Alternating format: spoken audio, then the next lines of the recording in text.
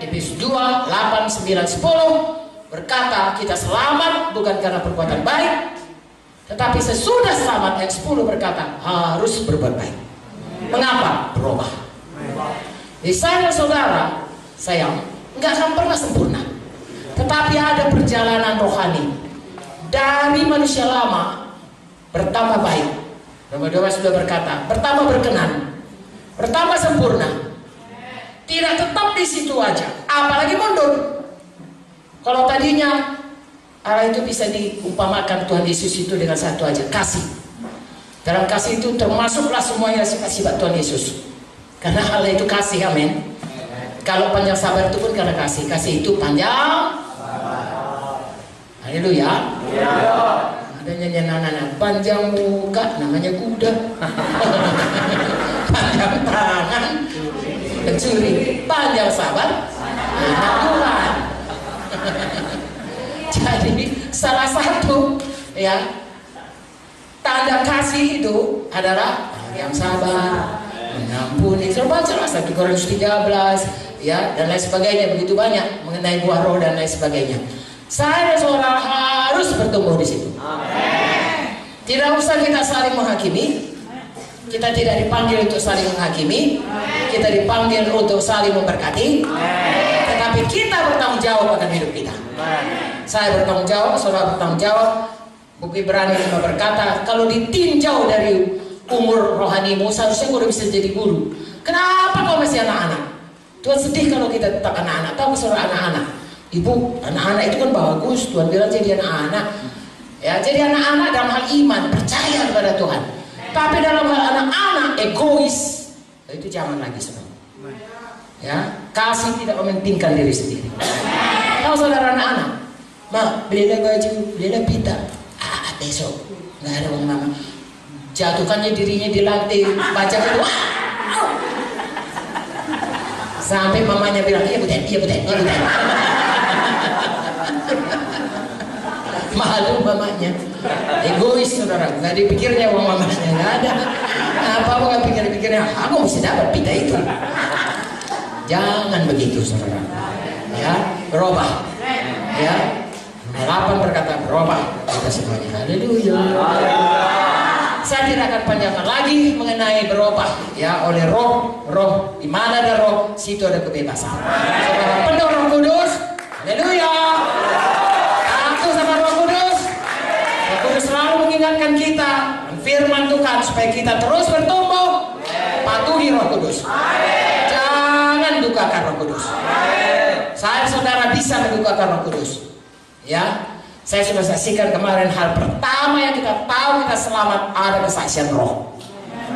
Bapa surga itu Bapa kita. Bapa dunia ini kita tahu kapan dia gak suka sama roh. Saya tahu kalau bolang itu Bapak saya bolang kami panggilnya. Kalau mukanya sudah berkerunyut, nah itu pasti ada dia gak suka.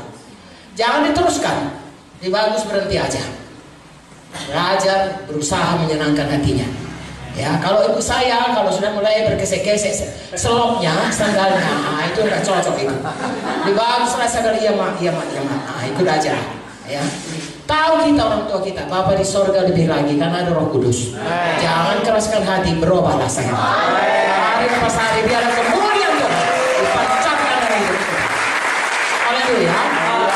Yang kedua dikatakan beranak penuhi bumi. Haleluya. Anak itu kalau nggak kita bawa sama Tuhan, kita nggak akan jumpa sama dia di kekekalan. Kita akan berpisah selamanya dengan dia. Anak kita sesungguhnya adalah seperti anak Abraham. Saya adalah saudara anak Abraham.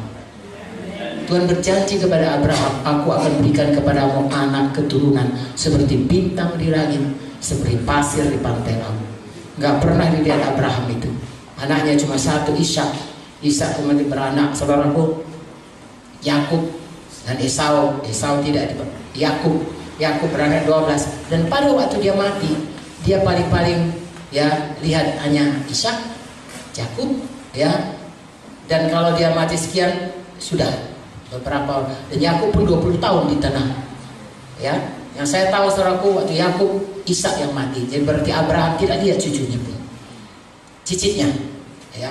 Nah saudaraku, tetapi Menurut firman Tuhan, saya dan saudara adalah anak-anak Abraham. Karena kita percaya. Di manakah kita nanti Abraham melihat anaknya? Di kekekalan. Nanti akan banyak orang seperti kata buku Wahyu, seperti pasir di pantai laut. Orang-orang, dan itu semua anak Abraham. Saya dan saudara, katakanlah saya punya anak 3, ya, tapi saudara anak saya. Saudara juga begitu. Mungkin anak saudara 1, 2, tapi anak saudara banyak. Mungkin saudara ya belum menikah, anak saudara sudah banyak. Jadi kalau mau memenuhi bumi, penuhi dengan anak rohani. Mereka kekal selama-lamanya. Haleluya. Haleluya. Tuhan bilang saudara gak punya anak seperti pasir pantai laut pada Abraham. Anak rohaninya, saudara pun punya anak rohani. Bagaimana punya anak rohani? Menginjil. Sampailah kayak tadi malam. Ya, seperti mahasiswa, seperti saudara menginjili jiwa-jiwa. Pada waktu dia lahir baru, dia jadi anak Tuhan, itu anak rohani saudara. Puji Tuhan. Tuhan berkata sesudah jadi anak diajari. Sekolah kita kan anak-anak kita kan diajari. Kalau nggak kan jadi preman semua ya. Nah, anak saudara yang sudah lahir baru semalam, tolong jangan jadi preman. Diurus itu baik-baik. Kasar ngomongnya enggak kan? Maksudnya supaya kita ngerti perbandingannya. Nah, itulah dia.